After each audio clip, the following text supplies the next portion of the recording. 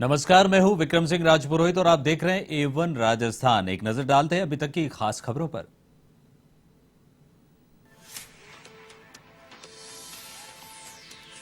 राजस्थान विधानसभा में पीठासीन अधिकारियों का सम्मेलन, उपराष्ट्रपति जगदीप धनखड़ ने किया शुभारंभ। लोकसभा अध्यक्ष ओम बिरला की अध्यक्षता में मंथन, सीएम अशोक गहलोत और स्पीकर सीपी जोशी भी रहे मौजूद।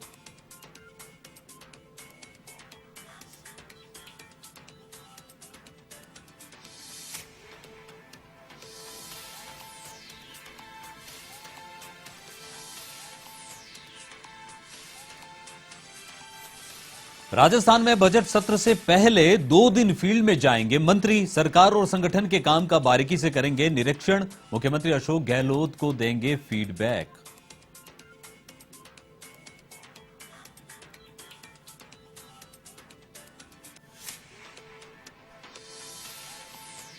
जयपुर, टोंक और दौसा में बीड़ी कारोबारियों पर छापेमारी। 27 जगहों पर चल रही है कार्यवाही। फैक्ट्री, मकान और फार्म हाउस पहुंची आयकर विभाग की टीम।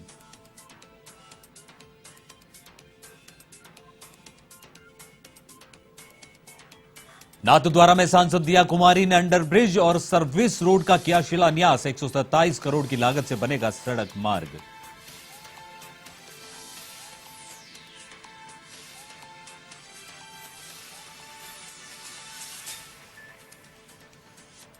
और बूंदी के हिंडोली में रास्ते के विवाद को लेकर खूनी संघर्ष। दूसरे पक्ष की ओर से फसल नष्ट करने का वीडियो बनाने को लेकर हुआ विवाद। पति पत्नी गंभीर घायल।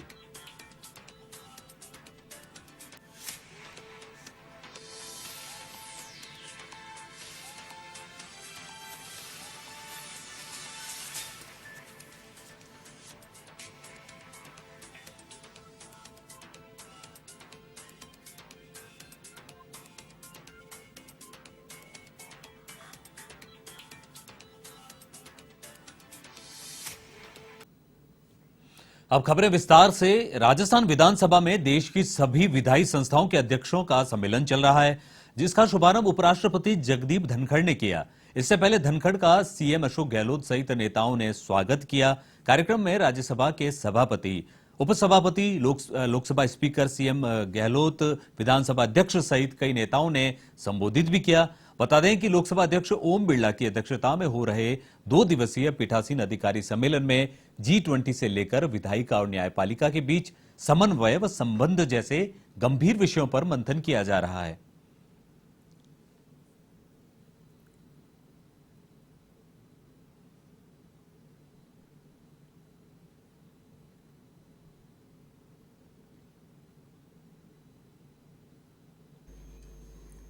दुनिया में ऐसा कहीं नहीं हुआ है।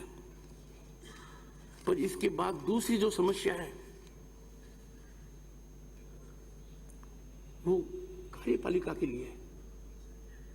पार्लियामेंट ने कानून दिया, 16 असेंबलीज ने उसको रेटिफाई किया। महामहिम राष्ट्रपति ने अनुच्छेद 111 के तहत उस पर दस्तखत किए और उसके सामने एक सुप्रीम कोर्ट का निर्णय आ गया। कार्यपालिका के सामने 2 मुद्दे, संसद द्वारा निर्मित कानून और सुप्रीम कोर्ट का निर्णय। सुप्रीम कोर्ट के निर्णय की तरफ कैसे झुक सकते हैं?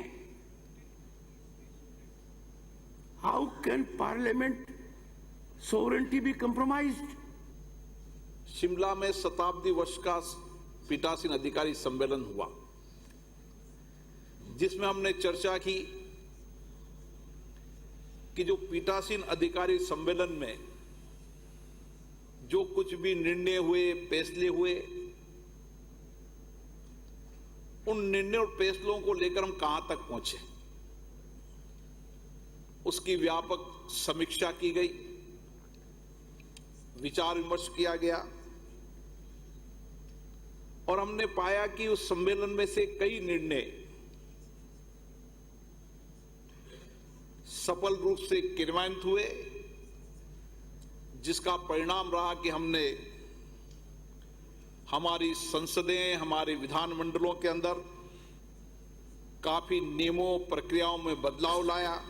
तो उनकी कैबिनेट में श्यामा प्रसाद मुखर्जी भी लिए गए, आर के षणमुखम शेट्टी लिए गए, डॉक्टर भीमराव अम्बेडकर लिए गए।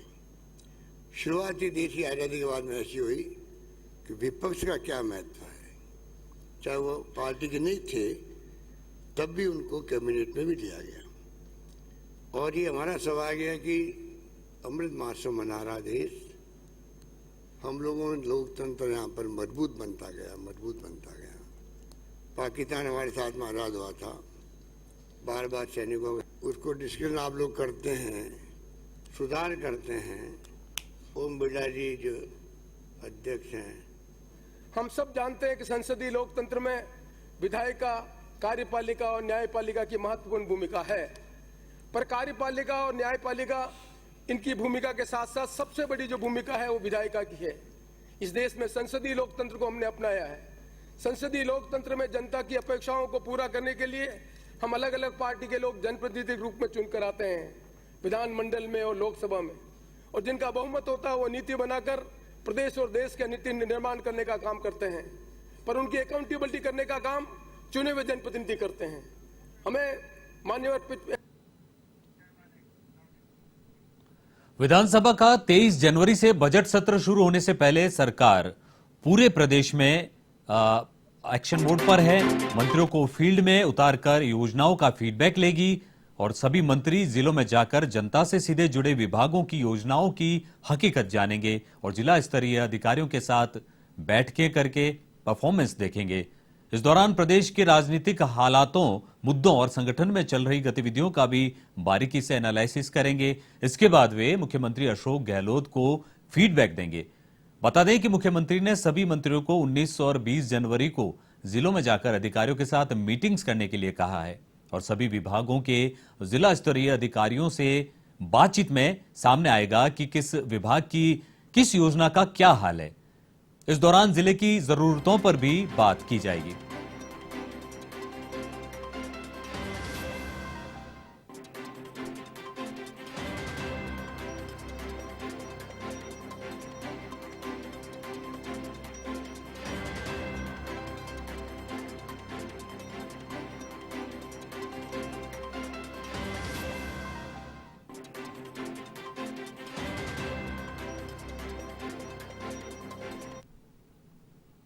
अमेरिका गॉट टैलेंट में भागीदारी निभा चुके और विश्व विख्यात संगीतकार और बांसुरी वादक मनुराज सिंह राजपूत बुधवार को A1 टीवी पहुंचे और कार्यालय का विजिट किया। इस दौरान उन्होंने चैनल की कार्यप्रणाली को जाना और सभी स्टाफ सदस्यों से 1-to-1 मुलाकात की।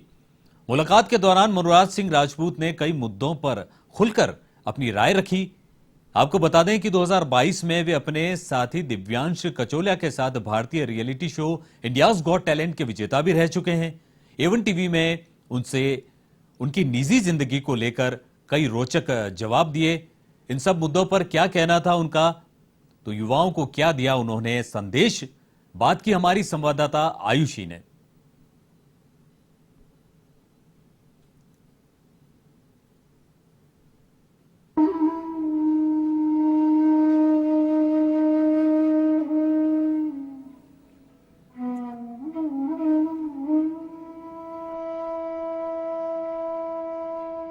आज हमारे साथ A1 टीवी के ऑफिस में मौजूद है इंडियाज गॉट टैलेंट सीजन 9 के विनर मनुराज सिंह राजपूत। सर, आपका बहुत बहुत स्वागत है A1 टीवी के ऑफिस में। बहुत बहुत धन्यवाद। सर देखिए, लोगों के दिलों पे राज करते हैं आप। इंडियाज गॉट टैलेंट ना सिर्फ आपने गए शो में बल्कि जीता भी, दर्शकों के दिलों पे राज भी किया, और सिर्फ इंडियाज गॉट टैलेंट में नहीं, उसके बाहर भी आपने जाकर के ख्याति प्राप्त की। कपिल शर्मा के शो में आप मौजूद रहे, किस तरह का एक्सपीरियंस रहा? ये एक इंस्ट्रूमेंटलिस्ट के लिए मैं बोलूँगा कि क्योंकि मैं एक वाद्य यंत्र बजाता हूँ, उसके लिए इतनी बड़ी अपॉर्चुनिटी मिलना बहुत बड़ी बात है और लोगों ने उसको पहचाना है, पसंद किया है।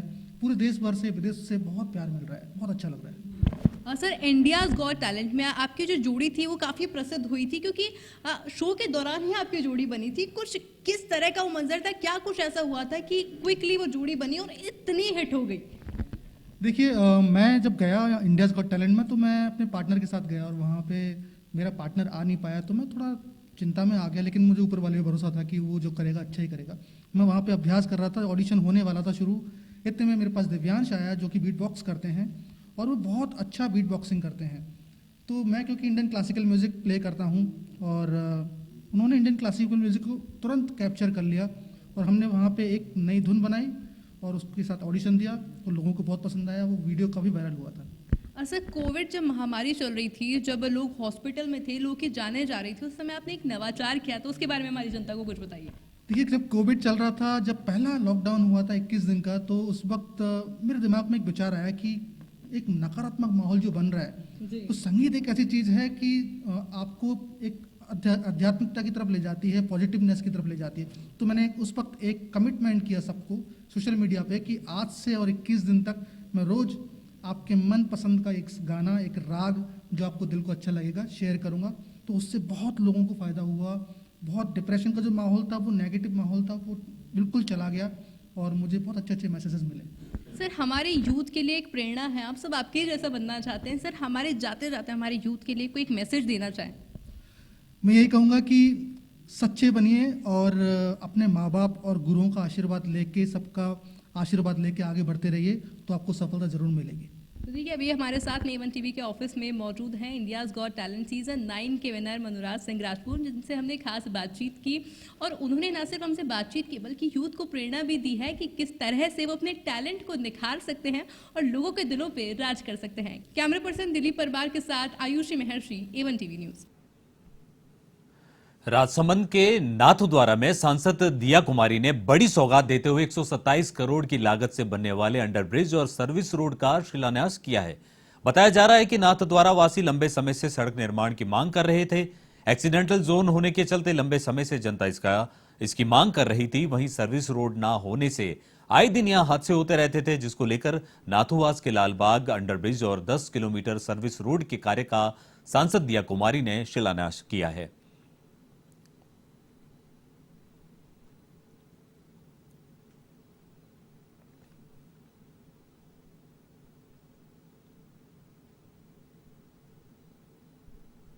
उदयपुर से गोमती वाली जो रोड पे बार बार एक्सीडेंट्स होते रहते हैं, यहाँ सर्विस लेन और अंडरपास, 2 जगह पे अंडरपास और भी जो जहाँ जहाँ ब्लैक स्पॉट्स हैं वहाँ पर फुट ओवर ब्रिज के काम का आज शुभारंभ था और ये काम बहुत जल्दी शुरू होने वाला है और बहुत बड़ा काम है। 128 करोड़ का लगभग ये काम है और ये बहुत बड़ी डिमांड थी क्षेत्रवासियों की और ये केंद्र सरकार ने, हमारे प्रधानमंत्री जी ने और हमारे मंत्री जी ने इस कार्य के बारे में बहुत इसको सीरियसली लिया और इसकी सैंक्शन भी कर। टोंक में आज आयकर विभाग की कार्रवाई हुई। करीब 50 गाड़ियों का जाब्ता टोंक शहर में पहुंचा, जिससे हड़कंप मच गया। शहर के नामी बीड़ी व्यवसायी के यहां आयकर टीम ने छापा मारा और सभी फार्मों और निवास पर जांच की गई। बता दें कि ईद मोहम्मद निजामुद्दीन के बीड़ी सहित अन्य कई व्यवसाय हैं, जबकि इस फर्म को जिले में सबसे ज्यादा रिटर्न भरने का अवार्ड भी मिल चुका है। अब देखना यह होगा कि जांच में क्या कुछ निकल कर आता है। फिलहाल विभाग ने रेड को लेकर किसी तरह का बयान नहीं दिया है, ना ही किसी तरह की जानकारी दी गई है। आपको बता दें कि कुछ समय पहले ही बीड़ी व्यवसायी की ओर से जयपुर के सिविल लाइंस में एक मकान खरीदा गया है, जिसे खरीदने के लिए भारी भरकम फीस चुकाई गई है।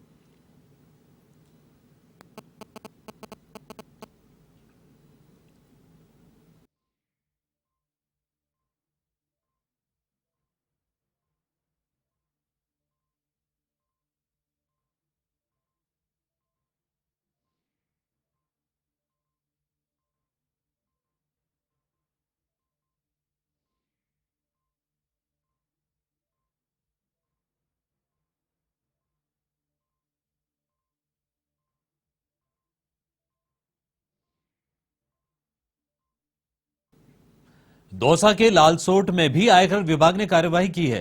प्रमुख उद्योगपति के ठिकानों पर आयकर विभाग ने छापा मारा है और न्यू कॉलोनी में स्थित 3 मकानों पर आयकर विभाग की टीम ने कार्रवाई की है। सूचना के बाद लालसोट पुलिस मौके पर मौजूद रही।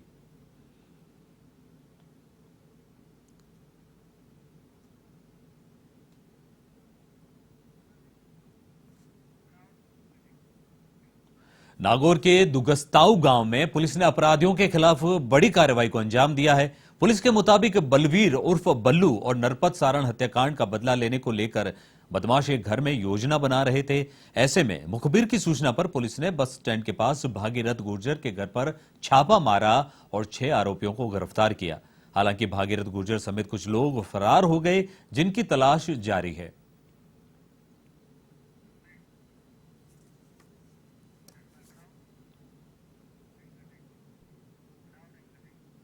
ब्रेक के बाद एक बार फिर से आपका स्वागत है। बढ़ते अगली खबर की ओर। खबर सिरोही के शिवगंज से है, जहां पोसालिया गांव में राशन डीलर द्वारा राशन उपभोक्ताओं को चूना लगाने की खबर एवन टीवी पर प्रसारित होने के बाद जिला प्रशासन और जिला रसद विभाग हरकत में आया। जिला रसद विभाग के प्रवर्तन निरीक्षक साईराम और उर्मिला सेहर ने मौके पर पहुंचकर मामले की जांच शुरू की। इस मौके पर निरीक्षक टीम ने राशन उपभोक्ताओं के बयान दर्ज किए, जिसमें राशन डीलर की लापरवाही पाई गई। ऐसे में निरीक्षक साईराम ने विभाग के नियमानुसार कार्रवाई करने की बात कही, तो वहीं दूसरी ओर जिला कलेक्टर भंवरलाल ने कहा कि रसद विभाग को पूरी जांच करने के लिए निर्देशित किया है। लापरवाही मिलने पर सख्त कार्रवाई की जाएगी।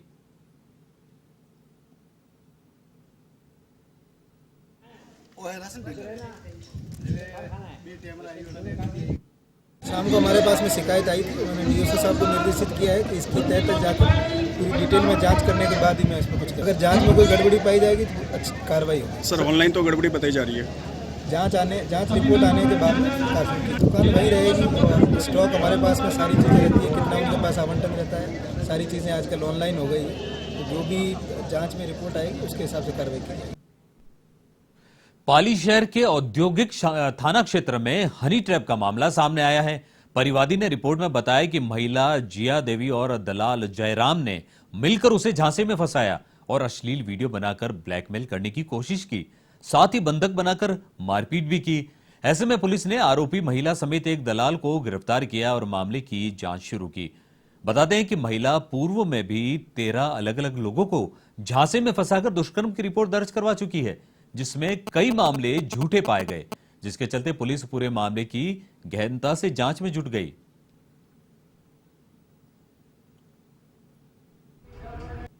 नाम के परिवादी है, उसने रिपोर्ट दी थी कि एक महिला है जिया देवी नाम की, जो हाउसिंग बोर्ड में रहती है, मूल निवासी चोटन बाड़मेर की है।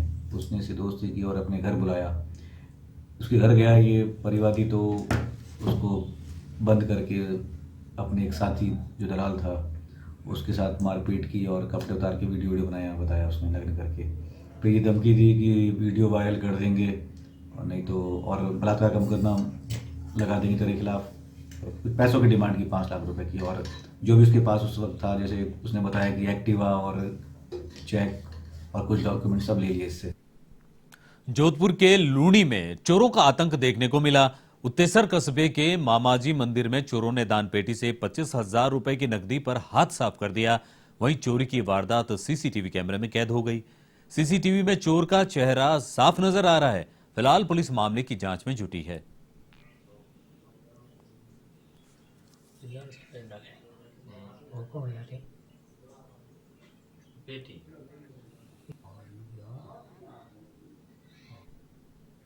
झुंझुनू जिले की सिंघाना पुलिस ने अवैध हथियार की धरपकड़ के लिए अभियान चलाया है। इसमें कार्रवाई करते हुए महज 19 साल के युवक को अवैध पिस्टल के साथ गिरफ्तार किया गया है।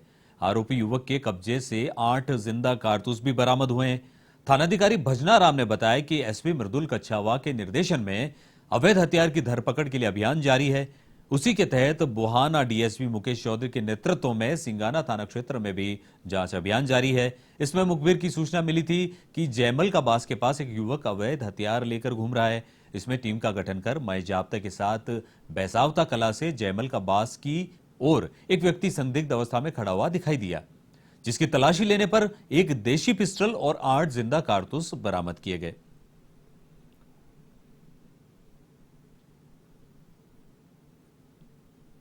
दीपक उर्फ सुक्का उर्फ डॉक्टर पुत्र बजरंगलाल पुआनिया का मेघवाणों का लड़का है। जिसके पास हथियार है वो बेचने फिराक में कहीं जा रहा है। इस पर रवाना होकर पहुंचे जयमल का बास, वहाँ इसको रोका, चेक किया। झुंझुनू में अखिल राजस्थान राज्य संयुक्त कर्मचारी महासंघ के बैनर तले 15 सूत्रीय मांगों को लेकर कलेक्ट्रेट पर धरना प्रदर्शन किया गया। एसडीएम शैलेश खैरवा को सीएम गहलोत के नाम ज्ञापन सौंपा गया। कर्मचारी नेता दुर्गाराम मोगा होशियार सिंह ने कहा कि सरकार और कर्मचारी संगठनों में हुए समझौते लागू किए जाएं। ऐसे में मांग नहीं मानने पर 23 जनवरी को संयुक्त कर्मचारी महासंघ की ओर से जयपुर में बड़ा आंदोलन करने की चेतावनी दी।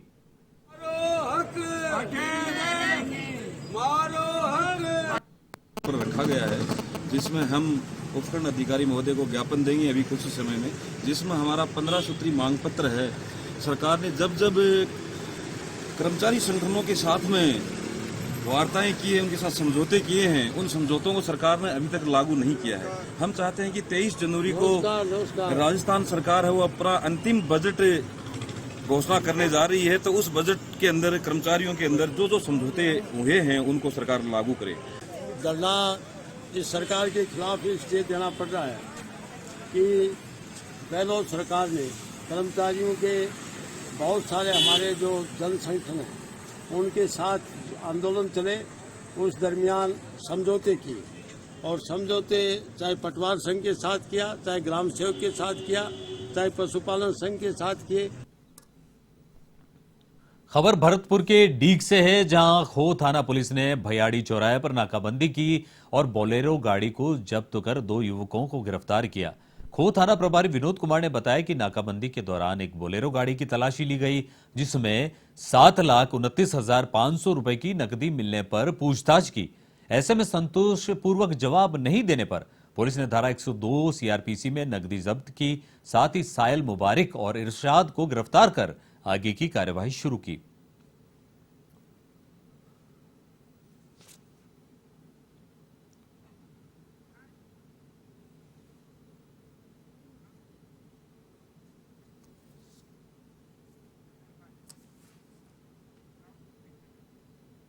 राजस्थान विद्युत संयुक्त कर्मचारी एकता मंच के आह्वान पर झुंझुनू जिले के विद्युत कर्मचारी सामूहिक अवकाश पर रहे और ओपीएस समेत 5 सूत्री मांगों को लेकर अधीक्षण अभियंता कार्यालय से लेकर कलेक्ट्रेट तक विरोध मार्च निकाला। साथ ही जिला कलेक्टर लक्ष्मण सिंह को सीएम गहलोत के नाम ज्ञापन सौंपा।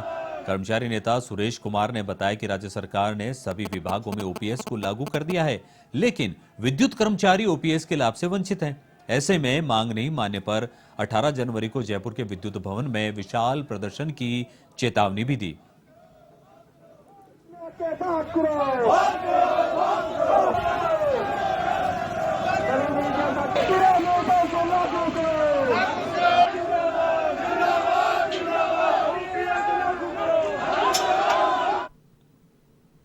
एक तरफ राजस्थान के कई क्षेत्रों में नए जिले बनाने की मांग तेज हो रही है, वहीं दूसरी तरफ टोंक के देवली उपखंड क्षेत्र में व्याप्त समस्या का निराकरण अभी तक नहीं हो पाया है। दरअसल 3 जिलों की सीमा पर स्थित देवली उपखंड की कई कॉलोनियां विकास कार्यों से वंचित है। गौर करने वाली बात यह है कि ये कॉलोनियां देवली से मात्र 50 मीटर की दूरी पर है, लेकिन अन्य जिले में होने के कारण उनका विकास नहीं हो पा रहा है। ऐसे में ग्रामीण सभी कॉलोनियों को देवली नगर पालिका में शामिल करने की मांग कर रहे हैं। बता दें कि इन ग्राम पंचायतों में विकास शुल्क नगर पालिका वसूल रही है, लेकिन प्रशासनिक नियंत्रण ग्राम पंचायतों का होने के कारण नगर पालिका विकास कार्य कराने में असमर्थ है। पूरा मामला पंचायत ऊंचा और कुचलवाड़ा की ज्योति कॉलोनी, हनुमान नगर, अंबेडकर कॉलोनी, श्याम नगर समेत नवीनतम कॉलोनियों से जुड़ा है।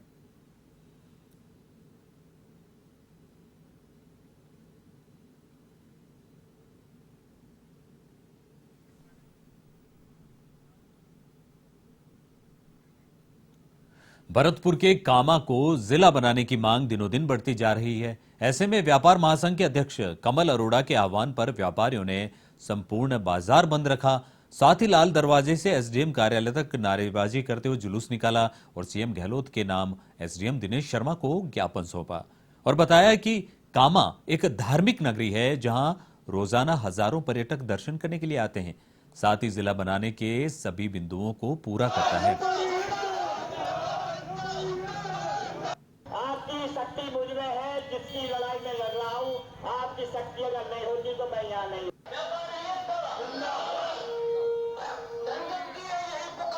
खबर झुंझुनू के बुहाना से है, जहां कुहाड़वास गांव के पावर हाउस के सामने किसानों ने जमकर विरोध प्रदर्शन किया।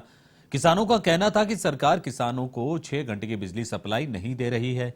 साथ ही बार बार ट्रिपिंग होने और कम वोल्टेज की सप्लाई के चलते मोटर नहीं चलने से किसान परेशान है। साथ ही 3 फेज की बिजली सप्लाई का समय भी निर्धारित करने की मांग की। ऐसे में किसानों ने जल्द समस्या का समाधान नहीं होने पर उग्र आंदोलन की चेतावनी दी।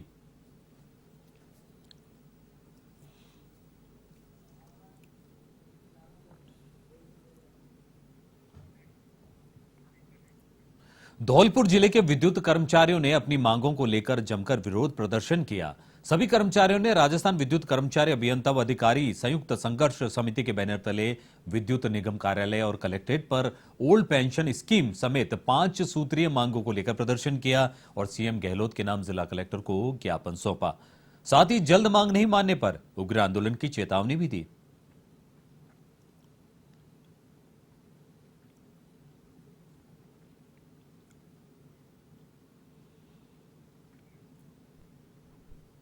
आपको विदित करता हूं कि पूर्व वर्ष में अशोक गहलोत सरकार के द्वारा राजस्थान के कर्मचारियों के लिए पुरानी पेंशन योजना लागू की गई, लेकिन निगम और बोर्डों को उसमें से छोड़ दिया गया।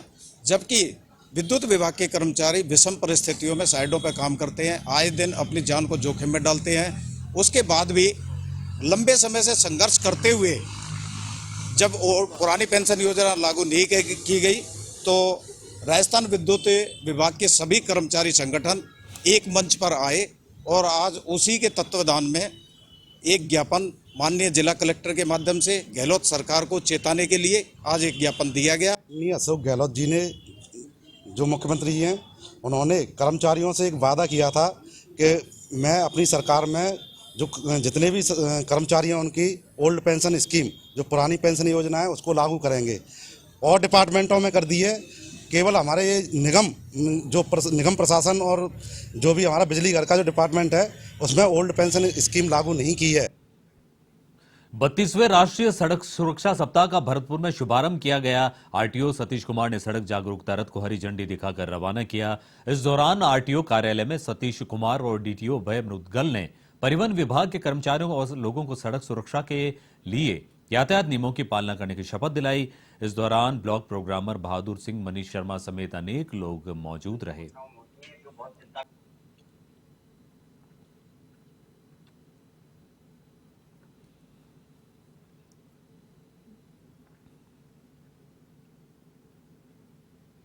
जनवरी को 32वां राष्ट्रीय सड़क सुरक्षा सप्ताह का शुरुआत हुई है, जिसके उद्घाटन में हमने परिवहन कार्यालय से एक सड़क सुरक्षा जागरूकता रथ को रवाना किया है, जो जिला मुख्यालय पर सभी जगह जाके और तहसील मुख्यालयों पर जाके लोगों को जन जागरण करेंगे, लोगों का ध्यान आकर्षित करेंगे कि उनको सड़क सुरक्षा के नियमों का पालन क्यों करना चाहिए। आजादी के अमृत महोत्सव के तहत नागौर में डाक विभाग की ओर से प्रधानमंत्री सुकन्या योजना में 20 लाख खाते खोले जाने की योजना लागू की जाएगी।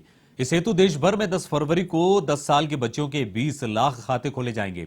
इसी के तहत डाक विभाग के नागौर एएसपी साजन राम मेड़ता आए और पोस्ट ऑफिस एजेंट स्टाफ की मीटिंग में योजना की जानकारी दी। साथ ही मेड़ता शहर के पोस्ट ऑफिस द्वारा 1100 खाते खोलने का लक्ष्य रखा गया।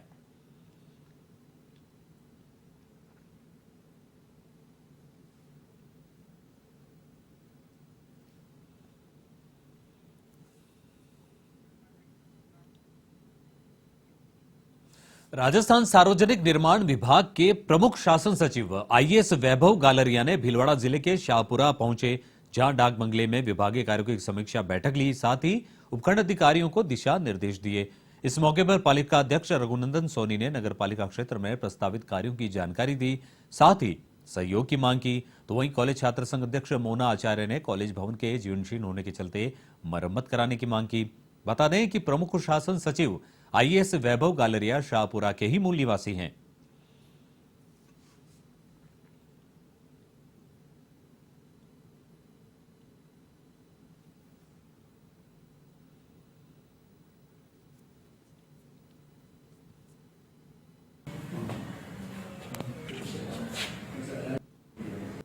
भीलवाड़ा रोड है, उसका पूरा इंस्पेक्शन किया था। उसकी जो स्थिति है पिछले दिनों में उसमें रिपेयर के और इम्प्रूवमेंट के वर्क्स स्टार्ट किए हैं, उसको विजिट किया और उन कामों को और तेज़ी से बढ़ाने के लिए संबंधित जो एजेंसी है आरएसआरडीसी, उसके ऑफिसर्स को डायरेक्शन दिए थे। करौली के हिंडोन जवाहर नवोदय विद्यालय को हाईटेक करने की कवायद शुरू हो गई है। दरअसल नवोदय विद्यालय में अध्ययनरत आवासीय स्टूडेंट के लिए निजी मोबाइल रखने की पाबंदी है। ऐसे में ये स्टूडेंट्स ऑटोमेटिक सिक्योर टेलीफोन के जरिए अभिभावकों से बात कर सकेंगे। नवोदय विद्यालय के प्राचार्य सुनील धाकड़ ने बताया कि विद्यालय में करीब 500 स्टूडेंट्स अध्ययनरत हैं जिन्हें मोबाइल रखने की अनुमति समिति नहीं है। इस बीच तमिलनाडु की टेलीकॉम कंपनी ने ऑटोमेटिक सिक्योर टेलीफोन मशीन लगाई है जिसमें स्टूडेंट्स को एक स्मार्ट कार्ड उपलब्ध कराया जाएगा। स्मार्ट कार्ड में प्रत्येक स्टूडेंट किसी 3 महत्वपूर्ण व्यक्तियों, माता पिता और किसी खास व्यक्ति का मोबाइल नंबर स्थायी रूप से दर्ज करा सकता है। शीघ्र स्टूडेंट्स को स्मार्ट कार्ड वितरित कर दिया जाएगा।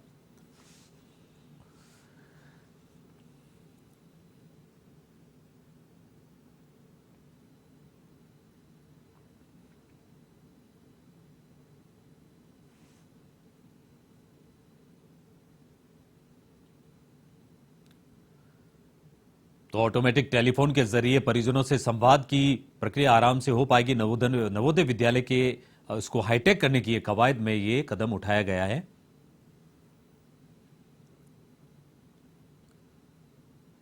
इसमें स्मार्ट कार्ड के जरिए 3 व्यक्तियों के नंबर सेव किए जाएंगे जिसमें माता पिता, लोकल गार्जियन, ताकि स्टूडेंट अपने घर से संपर्क रख सकें।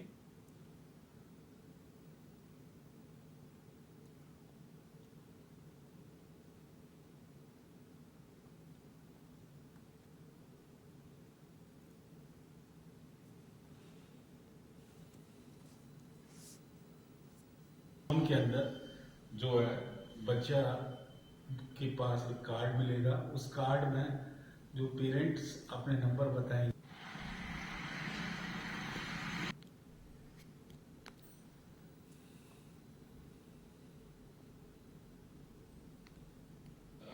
सर बताइए आप। इस फोन के अंदर जो है बच्चा के पास एक कार्ड मिलेगा। उस कार्ड में जो पेरेंट्स अपने नंबर बताएंगे। तो नवोदय विद्यालय को हाईटेक करने की कवायद में यह कदम उठाया गया है। विद्यालय में automatic secure telephone system launch किया गया है। एक नई तकनीक है। फोन के अंदर जो है बच्चा के पास एक कार्ड मिलेगा। उस कार्ड में जो पेरेंट्स अपने नंबर बताएंगे। बढ़ते अगली खबर की ओर। झुंझुनू में 32वें सड़क सुरक्षा सप्ताह का आगाज हुआ। सीकर रोड स्थित परिवहन विभाग कार्यालय में सड़क सुरक्षा सप्ताह को लेकर जागरूकता कार्यक्रम का आयोजन किया गया। ऐसे में जिला कलेक्टर लक्ष्मण सिंह और एसपी मृदुल कच्छावा ने आमजन को सड़क सुरक्षा और जीवन रक्षा को लेकर शपथ दिलाई। साथ ही जागरूकता वाहन रैली को हरी झंडी दिखाकर रवाना किया। जिला कलेक्टर लक्ष्मण सिंह कुड़ी ने कहा कि सड़क सुरक्षा सप्ताह में हर रोज सड़क सुरक्षा जागरूकता को लेकर प्रतिदिन कार्यक्रम चलाए जाएंगे। साथ ही रिफ्लेक्टर लगाने का कार्य जिले भर में किया जाएगा।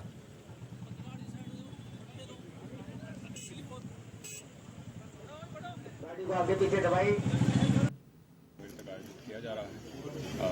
इस सड़क सुरक्षा सप्ताह में अवेयरनेस तथा इन्फोर्समेंट दोनों प्रकार की कार्रवाइयां विभिन्न विभागों द्वारा की जाएगी, जिसमें पुलिस विभाग भी एक महत्वपूर्ण हिस्सेदारी रखेगा। पुलिस विभाग की ट्रैफिक शाखा के द्वारा अवेयरनेस तथा इन्फोर्समेंट दोनों प्रकार की जो है गतिविधियों को जो है इसमें आगे बढ़ाया जाएगा। अवेयरनेस के जो कार्य पुलिस विभाग द्वारा या ट्रांसपोर्ट विभाग द्वारा किए जाएंगे, जैसा कलेक्टर साहब ने बताया, स्कूलों में, कॉलेजेस में या अन्य जगहों पर विभिन्न प्रकार के आयोजन इस हफ्ते के दौरान किए जाएंगे। और एनफोर्समेंट की कार्रवाई के अंतर्गत जो है पुलिस विभाग या ट्रांसपोर्ट विभाग द्वारा भी विभिन्न प्रकार की जो कानूनन कार्रवाइयां हैं। खबर पाली के सुमेरपुर से है, जहां निमेश्वर महादेव मंदिर प्रांगण में गोमतीवाल ब्राह्मण समाज की पहली धर्मशाला बन रही है, जहां समाजसेवी प्रेमाशंकर, नारायण लाल, दिलीप कुमार और फाऊलाल गोमतीवाल ने निर्माण कार्य का निरीक्षण किया। गौरतलब है कि पिछले 4 साल से धर्मशाला का निर्माण कार्य चल रहा था, लेकिन कोरोना महामारी के चलते लंबे समय तक कार्य बंद रहा। ऐसे में एक बार फिर धर्मशाला का निर्माण कार्य जोरों पर है। प्रेमाशंकर गोमतीवाल ने बताया कि निमेश्वर महादेव मंदिर प्रांगण में समाज की पहली धर्मशाला बनने जा रही है। ऐसे में उन्होंने समाज के लोगों से धर्मशाला निर्माण कार्य में सहयोग की अपील की।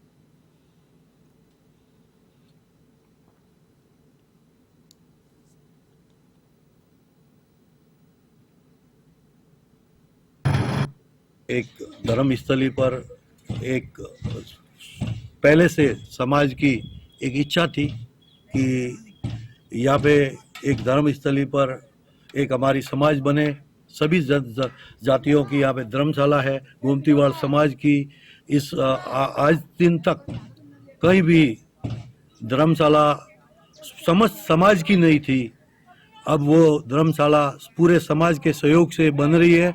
और कोरोना काल में कुछ कारण से बंद था। अब पूर्ण गोमतीवाल समाज के सहयोग से ये पूर्ण कार्य उनके समस्त समाज के अधीन ये कार्य पूर्ण चालू है। खबर सिरोही के शिवगंज से है, जहां पवेलियन मैदान में 66वीं राज्य स्तरीय 14 वर्ष आयु वर्ग के स्काई में मार्शल आर्ट और नेटबॉल खेलकूद प्रतियोगिता का शुभारंभ हुआ। मुख्य अतिथि सीएम सलाहकार सईम लोढ़ा, कलेक्टर भंवरलाल ने दीप प्रज्वलित कर शुभारंभ किया और खिलाड़ियों का हौसला अफजाई की। इस मौके पर छात्राओं ने सांस्कृतिक कार्यक्रमों की प्रस्तुति दी। बता दें कि 5 दिवसीय प्रतियोगिता में प्रदेश के 23 जिले भाग ले रहे हैं।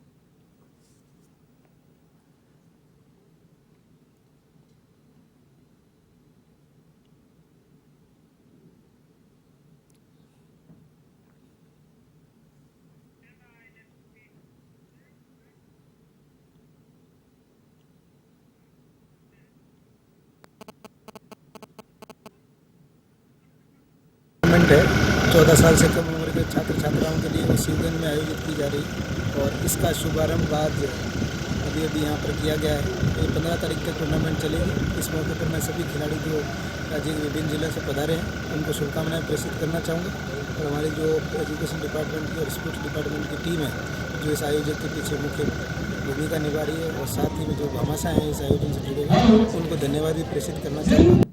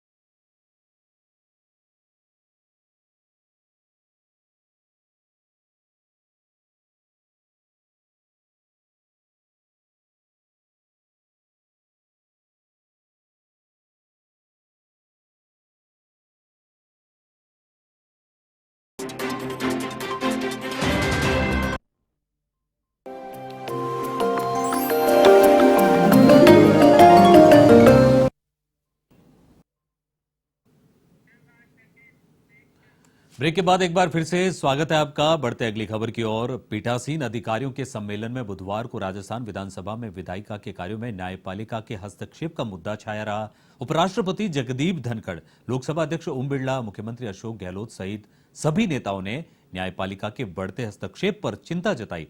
देखिए एवन टीवी की एक खास रिपोर्ट।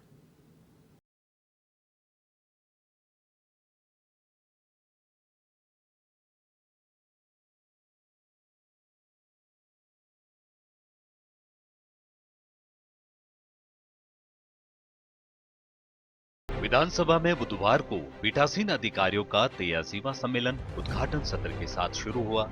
उद्घाटन सत्र में उपराष्ट्रपति Jagdeep Dhankhar, Lok Sabha speaker Om Birla, CM Ashok Gehlot, speaker CP Joshi, Rajya Sabha के उपसभापति हरिवंश, नेता प्रतिपक्ष गुलाब चंद कटारिया सहित 21 राज्यों के विधानसभा स्पीकर, 6 विधान परिषदों के चेयरमैन और 12 डिप्टी स्पीकर सहित प्रदेश सरकार के मंत्री और विधायक भी मौजूद रहे। उपराष्ट्रपति जगदीप धनखड़ ने कहा कि विधायिका के बनाए कानून को कोई संस्था अमान्य करती है तो यह प्रजातंत्र के लिए ठीक नहीं है। उन्होंने कहा कि संविधान के मूल्यों को दृष्टिगत रखते हुए हमें इसका रास्ता ढूंढना होगा। वहीं लोकसभा अध्यक्ष ओम बिरला ने कहा कि न्यायालय को भी मर्यादा का पालन करना चाहिए। संविधान में उनको भी अधिकार दिए गए हैं, उनका उपयोग भी करना चाहिए। इस दौरान धनखड़ ने केशवानंद भारती केस का भी जिक्र किया और कहा कि इसमें न्यायपालिका ने तय किया कि विधायिका में संविधान में संशोधन तो कर सकती है, लेकिन उसकी मूल भावना में बदलाव नहीं होना चाहिए। उपराष्ट्रपति धनखड़ ने संसद से पारित कानून को सुप्रीम कोर्ट से निरस्त करने पर सवाल उठाए।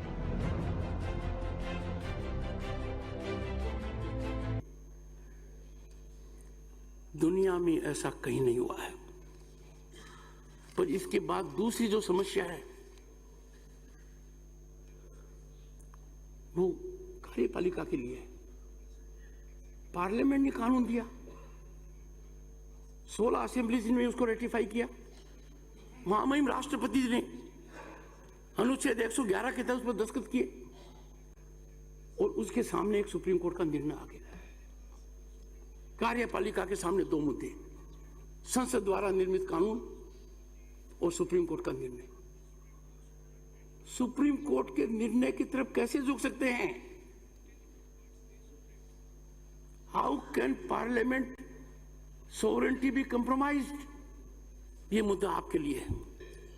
सूचना प्रौद्योगिकी का बहुत बड़ा महत्व है और सूचना प्रौद्योगिकी का महत्व होने के कारण अधिकतर विधानसभाएं के अंदर लाइव हो रहा है। देश की जनता विधानसभा, लोकसभा, राज्यसभा की कार्रवाई को देखती है, उनके मन चिंतन में एक अच्छा प्रभाव पड़े, उनके विचारों में जो हमारी संस्थाएं हैं उनके प्रति अच्छी प्रभावशालीता पड़े। वहीं उद्घाटन सत्र में मुख्यमंत्री अशोक गहलोत ने कहा कि कई बार लगता है अदालतें हमारे काम में दखल दे रही हैं। इंदिरा गांधी ने प्रीवी पर्स खत्म किए तो उसे कोर्ट ने रद्द कर दिया था। बाद में बैंकों के राष्ट्रीयकरण से लेकर उनके सब फैसलों के पक्ष में जजमेंट आए। उन्होंने कहा कि कई बार न्यायपालिका से मतभेद होते हैं, लगता है कि जुडिशरी हमारे कामों में हस्तक्षेप कर रही है। वहीं स्पीकर्स की भूमिका को मुख्यमंत्री अशोक गहलोत ने बहुत चुनौतीपूर्ण बताया। विधानसभा अध्यक्ष सीपी जोशी ने विधानसभा अध्यक्ष के अधिकारों का मुद्दा उठाया और कहा कि अध्यक्ष ना तो विधानसभा का सदन बुला सकता है और ना ही कोई वित्तीय अधिकार है। स्पीकर तो केवल रेफरी है, यह काम सरकार करती है। दुर्भाग्य ये है कि हम केवल हाउस चलाते हैं, बाकी कोई पावर नहीं है।